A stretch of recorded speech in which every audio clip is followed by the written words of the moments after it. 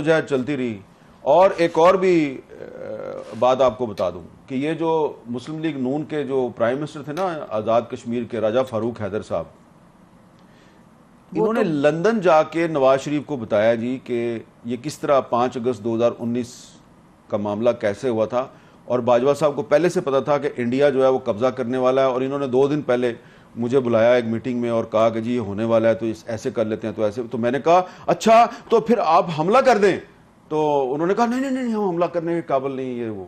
یعنی کہ آپ کہہ رہے ہیں کہ راجہ فاروق حیدر صاحب جو ہیں انہوں نے نواز شریف کو لندن جا کے بتایا کہ انہیں جنرل باجوہ نے بتایا. یہ کنفرمڈ ہے کہ جنرل باجوہ میں نے راجہ فاروق حیدر صاحب سے کہا کہ راجہ صاحب آئے نا میرے شو پہ آ کے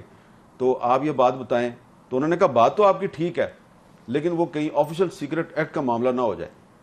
ٹھیک ہے نا, تو کسی دن آپ کوشش کریں ان کو بلانے کی, بہت کچھ بتائیں گے آپ کو. کریں گے, وہ بھی کوشش کریں گے حامد انشاءاللہ. چلیں باقی آپ